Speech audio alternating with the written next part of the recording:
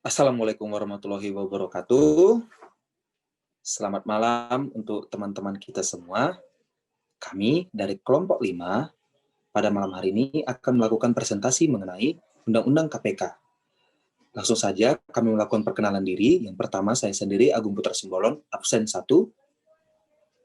Lalu saya Listantri, presensi 13. Saya Oflin Revindra Tama, nomor absen 19. Saya Sakina Absa, absen 25.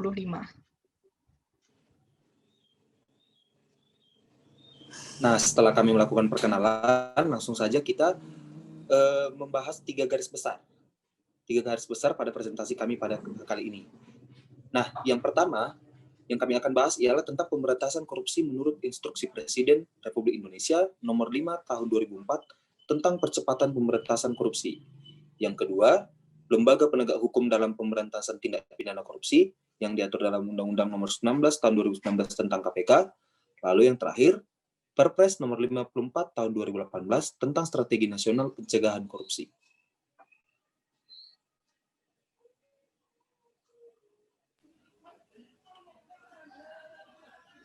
Pertama, saya akan menjelaskan tentang pemberantasan korupsi menurut Instruksi Presiden Republik Indonesia nomor 5 tahun 2004 tentang percepatan pemberantasan korupsi.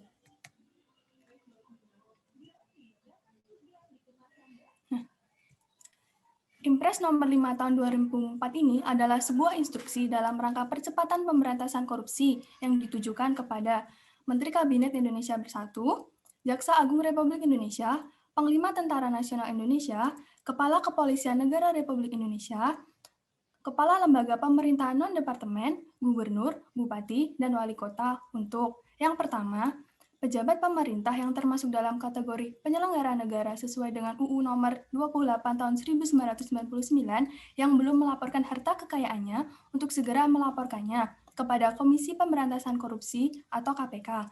Lalu yang kedua, membantu KPK dalam rangka penyelenggara pelaporan, pendaftaran, pengumuman, dan pemeriksaan laporan harta kekayaan penyelenggara negara di lingkungannya. Lalu yang ketiga, membuat penetapan kinerja dengan pejabat di bawahnya secara berjenjang melalui penetapan target kinerja serta indikator kinerja. Lalu yang keempat, meningkatkan kualitas pelayanan kepada publik, baik dalam bentuk jasa ataupun perjanjian, melalui transparansi dan standarisasi pelayanan. Next. Lalu yang kelima adalah menetapkan program dan wilayah yang menjadi lingkup tugas, wewenang, dan tanggung jawabnya sebagai program dan wilayah yang bebas korupsi. Lalu yang keenam, melaksanakan keputusan Presiden nomor 80 tahun 2003 tentang pengadaan barang atau jasa pemerintah secara konsisten untuk mencegah berbagai macam kebocoran dan pemborosan penggunaan keuangan. Lalu yang ketujuh, menerapkan kesederhanaan, baik dalam kedinasan maupun dalam kehidupan pribadi, serta penghematan pada penyelenggara kegiatan yang berdampak langsung pada keuangan negara. Lalu yang kedelapan, mempercepat pemberian informasi yang berkaitan dengan perkara tindak pidana korupsi dan mempercepat pemberian izin pemeriksaan terhadap saksi atau tersangka. Lalu yang kesembilan, melakukan kerjasama dengan KPK untuk melakukan penelaahan dan pengkajian terhadap sistem-sistem yang berpotensi menimbulkan tindak pidana korupsi. Lalu yang ke-10, meningkatkan upaya pengawasan dan pembinaan aparatur untuk meniadakan perilaku koruptif di lingkungannya. Next. Lalu yang ke-11 ini adalah instruksi-instruksi khusus yang ditujukan kepada beberapa pihak. Lanjut. Selanjutnya, saya akan menjelaskan tentang 3 strategi pemberantasan korupsi.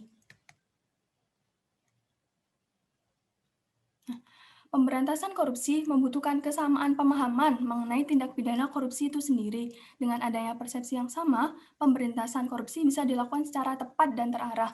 Nah, agar pemberantasan ini berjalan lebih efektif, maka hendaknya ketiga strategi ini harus dilakukan secara bersamaan. Apa saja itu? Yang pertama adalah perbaikan sistem. Nah, perbaikan sistem ini tujuannya agar tidak bisa melakukan korupsi. Banyaknya sistem yang diterapkan di Indonesia memberikan peluang tindak pidana korupsi. Sistem yang baik bisa meminimalisir terjadinya tindak pidana korupsi. Maka dari itulah diperlukan perbaikan sistem. Nah, misalnya, yang pertama, mendorong transparansi penyelenggara negara. Yang kedua, memberikan rekomendasi kepada kementerian dan lembaga terkait untuk melakukan langkah-langkah perbaikan. Lalu yang ketiga, memodernisasi pelayanan publik dengan online. Ini agar sistem pengawasan yang terintegrasi lebih transparan dan efektif. Lalu yang strategi yang kedua adalah represif. Represif adalah upaya penindakan hukum untuk menyeret koruptor ke pengadilan. Nah, dalam strategi ini ada beberapa tahap yang dilakukan. Yang pertama yaitu penanganan laporan pengaduan masyarakat, lalu ada penyelidikan, penyidikan, penuntutan, dan yang terakhir ada eksekusi. Lalu strategi yang ketiga adalah edukasi dan kampanye. Ini tujuannya agar kita tidak mau melakukan korupsi. Nah, strategi ini adalah strategi pembelajaran pendidikan anti korupsi dengan tujuan membangkitkan kesadaran masyarakat mengenai apa saja itu dampak korupsi, mengajarkan masyarakat agar terlibat dalam gerakan pemberantasan korupsi, serta membangun perilaku dan budaya korupsi. Nah, strategi pembelajaran pendidikan anti korupsi ini tidak hanya bagi mahasiswa dan masyarakat umum, namun juga untuk anak usia dini, taman kanak-kanak, dan sekolah dasar. Oke, selanjutnya kita akan membahas tentang lembaga penegak hukum dalam pemberantasan tindak pidana korupsi yang diatur dalam Undang-Undang Nomor 19 Tahun 2019 tentang KPK. Nah, langsung saja, pada pasal 3 terdapat definisi dari KPK tersebut. Komisi Pemberantasan Korupsi adalah lembaga negara dalam rumpun kekuasaan eksekutif yang dalam melaksanakan tugas dan wewenangnya bersifat independen dan bebas dari pengaruh kekuasaan manapun. Nah, pada pasal 5, dalam menjalankan tugas dan wewenangnya, KPK berasaskan pada yang pertama, kepastian hukum, lalu keterbukaan, akuntabilitas, kepentingan umum, proporsionalitas, dan penghormatan terhadap hak asasi manusia.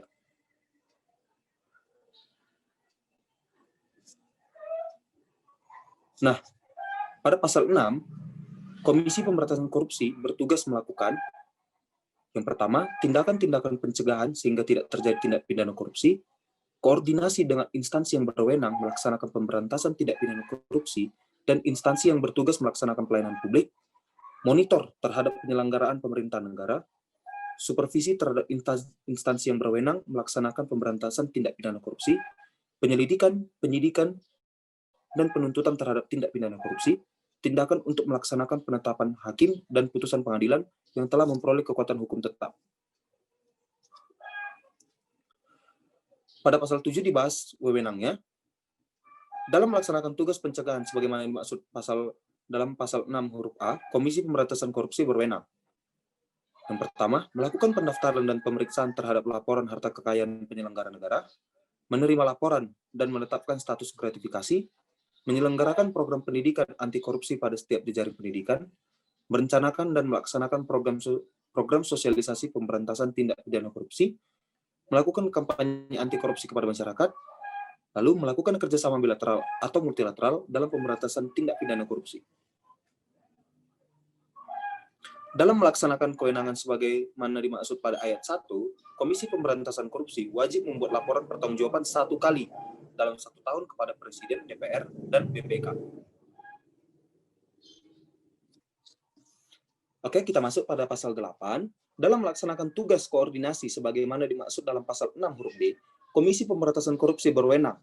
Yang pertama, mengordinasikan penyelidikan, penyidikan, dan penuntutan dalam pemberantasan tindak pidana korupsi, menetapkan sistem pelaporan dalam kegiatan pemberantasan tindak pidana korupsi, meminta informasi tentang kegiatan pemberantasan tindak pidana korupsi dengan instansi yang terkait, melaksanakan dengar pendapat atau pertemuan dengan instansi yang berwenang dalam melakukan pemberantasan tindak pidana korupsi, dan meminta laporan kepada instansi berwenang mengenai upaya pencegahan sehingga tidak terjadi tindak pidana korupsi.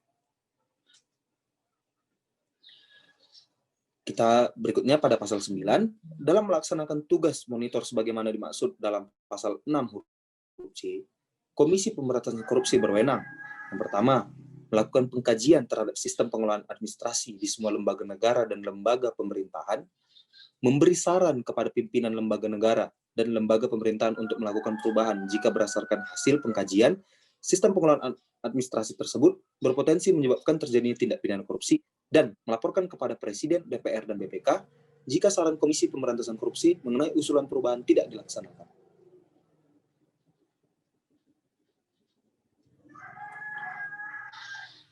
Pasal 10, Dalam melaksanakan tugas supervisi sebagaimana dimaksud dalam pasal 6 huruf D, Komisi Pemberantasan Korupsi berwenang melakukan pengawasan, penelitian, atau penelaahan terhadap instansi yang menjalankan tugas dan wewenangnya yang berkaitan dengan pemberantasan tindak pidana korupsi. Ketentuan mengenai pelaksanaan tugas supervisi sebagaimana dimaksud pada ayat 1 diatur dengan peraturan Presiden.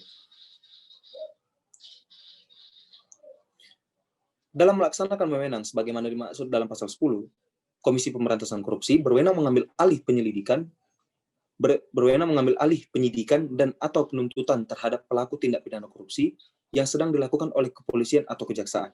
Pengambil alihan, penyidikan, dan atau penuntutan sebagaimana dimaksud pada ayat 1 dilakukan oleh Komisi Pemberantasan Korupsi dengan alasan laporan masyarakat mengenai tindak pidana korupsi tidak ditindaklanjuti, proses penanganan tindak pidana korupsi tanpa ada penyelesaian atau tertunda tanpa alasan yang tidak dipertanggungjawabkan, penanganan tindak pidana korupsi ditujukan untuk melindungi pelaku tindak pidana korupsi yang sesungguhnya, penanganan tindak pidana korupsi mengandung unsur tindak pidana korupsi, hambatan penanganan tindak pidana korupsi karena campur tangan dari pemegang kekuasaan eksekutif, yudikatif, atau legislatif, atau keadaan lain yang menurut pertimbangan kepolisian atau kejaksaan, penanganan tindak pidana korupsi sulit dilaksanakan secara baik dan dapat dipertanggungjawabkan. Dalam hal Komisi Pemberantasan Korupsi mengambil alih penyidikan dan atau penuntutan, kepolisian dan atau kejaksaan wajib menyerahkan tersangka dan seluruh berkas perkara beserta alat bukti dan dokumen lain yang diperlukan paling lama 14 hari kerja terhitung sejak tanggal permintaan Komisi Pemberantasan Korupsi. Penyerahan sebagaimana dimaksud pada ayat 3 dilakukan dengan membuat dan menandatangani berita acara penyerahan sehingga segala tugas dan kewenangan kepolisian dan atau kejaksaan pada saat penyerahan tersebut beralih kepada Komisi Pemberantasan Korupsi. Komisi Pemberantasan Korupsi dalam mengambil alih penyidikan dan atau penuntutan sebagaimana dimaksud pada ayat 1 memberitahukan kepada penyidik atau penuntut umum yang menangani tindak pidana korupsi. Oke, kita masuk pada pasal 11. Dalam melaksanakan tugas sebagaimana dimaksud dalam pasal 6 huruf E, Komisi Pemberantasan Korupsi berwenang melakukan penyelidikan, penyidikan, dan penuntutan terhadap tindak pidana korupsi yang pertama, melibatkan aparat penegak hukum, penyelenggara negara, dan orang lain yang ada kaitannya dengan tindak pidana korupsi yang dilakukan oleh aparat penegak hukum atau penyelenggara negara dan atau menyangkut kerugian negara paling sedikit 1 miliar rupiah. Dalam hal tindak pidana korupsi tidak memenuhi ketentuan sebagaimana dimaksud pada ayat 1, Komisi Pemberantasan Korupsi wajib menyerahkan penyelidikan, penyidikan, dan penuntutan kepada kepolisian dan atau kejaksaan. Komisi Pemberantasan Korupsi melakukan supervisi terhadap penyelidikan, penyidikan, dan atau penuntutan sebagaimana dimaksud pada ayat 2.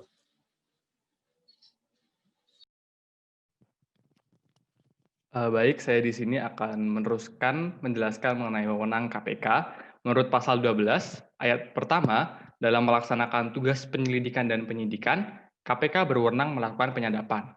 Nah, selanjutnya, dalam pasal 2, dijelaskan dalam melaksanakan tugas penyidikan, KPK berwenang yang pertama memerintahkan kepada instansi yang terkait untuk melarang seseorang bepergian ke luar negeri, kemudian meminta keterangan kepada bank atau lembaga keuangan lainnya tentang keadaan keuangan tersangka atau terdakwa yang sedang diperiksa. Yang ketiga yaitu memerintahkan kepada bank atau lembaga keuangan lainnya untuk memblokir rekening yang diduga hasil dari korupsi milik tersangka, terdakwa, atau pihak lain yang terkait. Kemudian yang keempat adalah memerintahkan kepada pimpinan atau atasan tersangka untuk memberhentikan sementara tersangka dari jabatannya.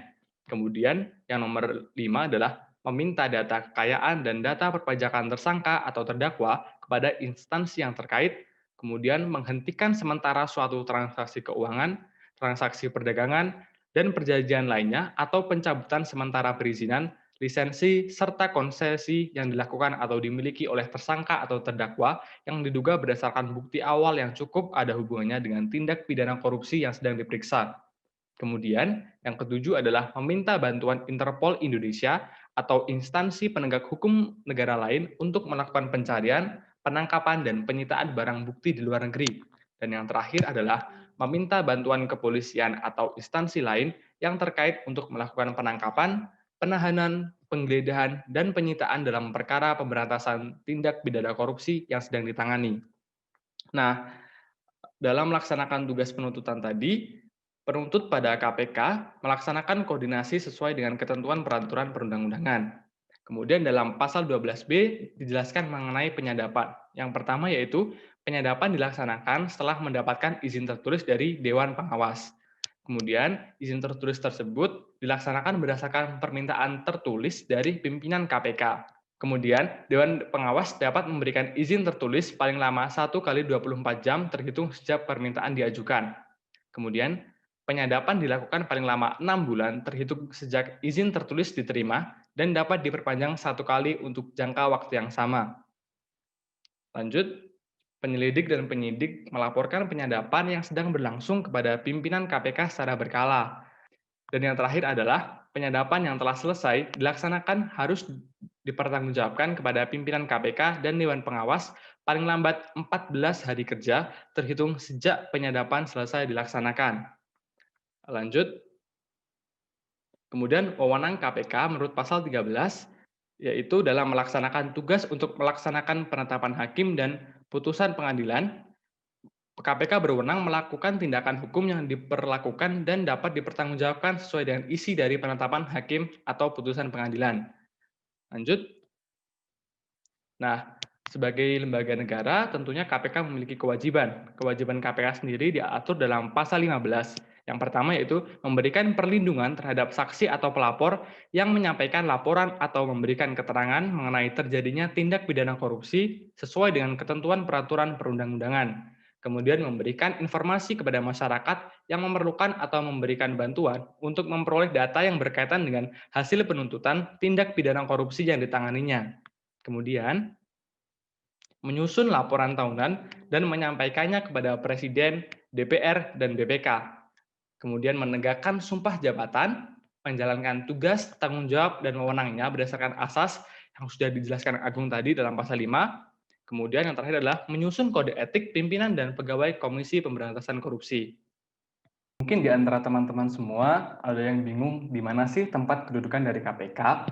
Menurut pasal 19, KPK berkedudukan di Ibu Kota Negara Republik Indonesia, dengan wilayah kerjanya meliputi seluruh wilayah negara Republik Indonesia itu sendiri.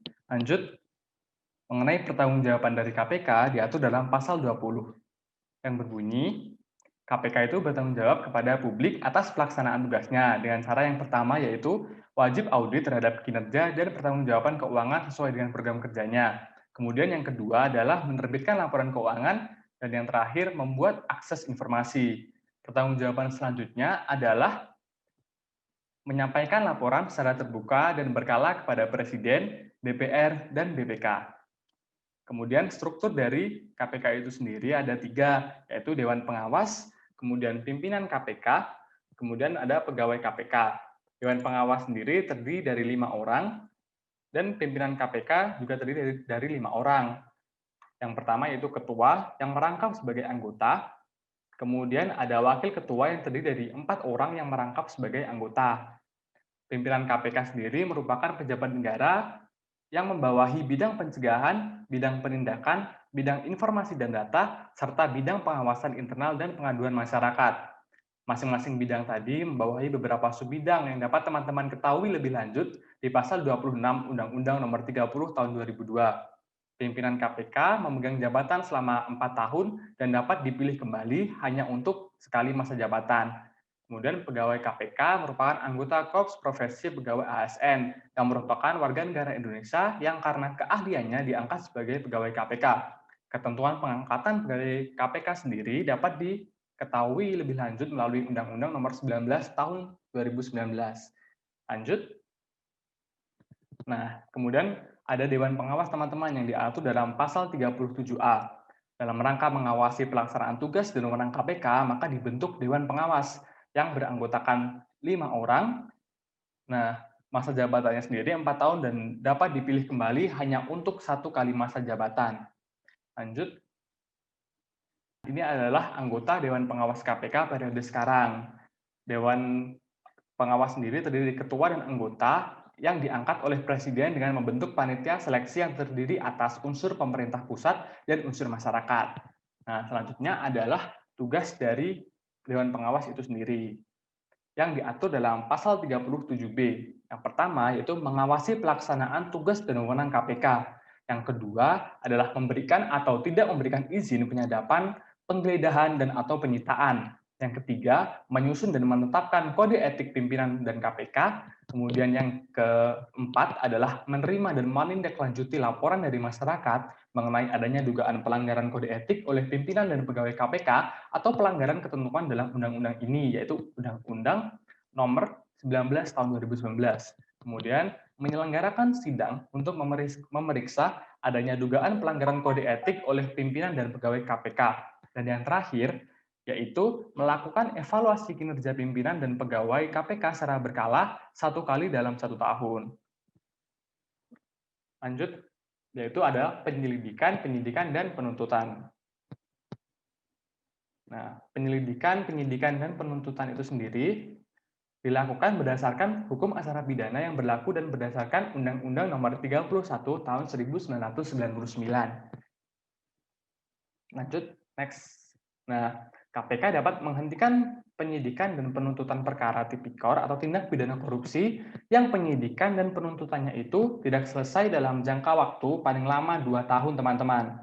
Nah, ketika dihentikan ini, maka KPK harus melaporkan ke Dewan Pengawas paling lambat 1 minggu sejak dikeluarkannya surat perintah penghentian penyidikan dan penuntutan, serta harus diumumkan ke publik. Namun, apakah ketika sudah dihentikan maka kasus akan hilang begitu saja?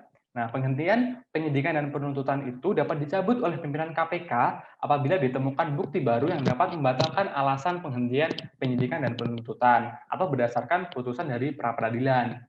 Nah, lanjut. Di slide selanjutnya ada yang namanya penyelidik.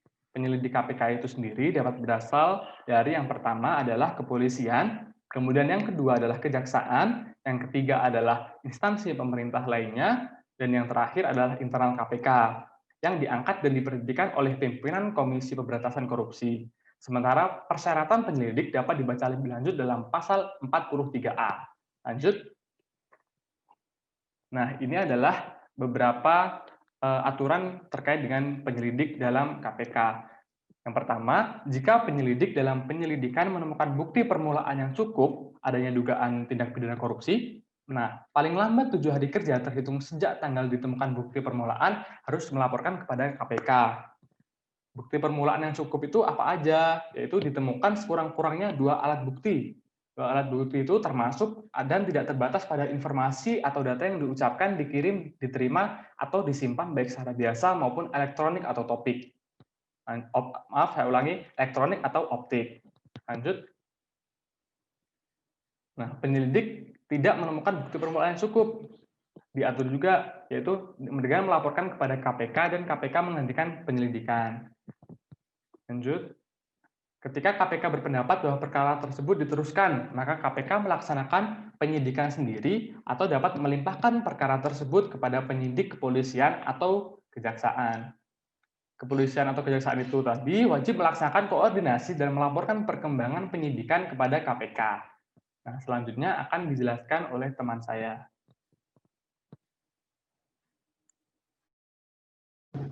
Baiklah, sekarang kita akan membahas penyidik dan penyidikan. Penyidik KPK, seperti yang tadi sudah dijelaskan oleh teman saya, dapat berasal dari kepolisian, kejaksaan, penyidik pegawai negara sipil yang diberi kewenangan khusus oleh undang-undang, dan penyelidik Komisi Pemberantasan Korupsi. Penyidik KPK diangkat dan diberhentikan oleh pimpinan Komisi Pemberantasan Korupsi. Dalam hal seseorang ditetapkan sebagai tersangka oleh KPK, terhitung sejak tanggal penetapan pemeriksaan tersangka, dilaksanakan berdasarkan ketentuan hukum acara pidana. Dalam proses penyidikan, penyidik dapat melakukan penggeledahan dan penyitaan atas izin tertulis dari Dewan Pengawas. Hasil penggeledahan dan penyitaan dapat dilakukan pelelangan. Oke, berikutnya kita membahas penuntut dan penuntutan. Penuntut adalah penuntut umum pada KPK yang diangkat dan diberhentikan oleh KPK. Penuntut, sebagaimana dimaksud pada ayat 1, adalah jaksa penuntut umum. Penuntut umum, setelah menerima berkas perkara dari penyidik, paling lambat 14 hari kerja, dihitung sejak tanggal diterimanya berkas tersebut, wajib melimpahkan berkas perkara tersebut kepada pengadilan negeri. Dalam hal sebagaimana dimaksud pada ayat 1, Ketua Pengadilan Negeri wajib menerima pelimpahan berkas perkara dari Komisi Pemberantasan Korupsi untuk diperiksa dan diputus.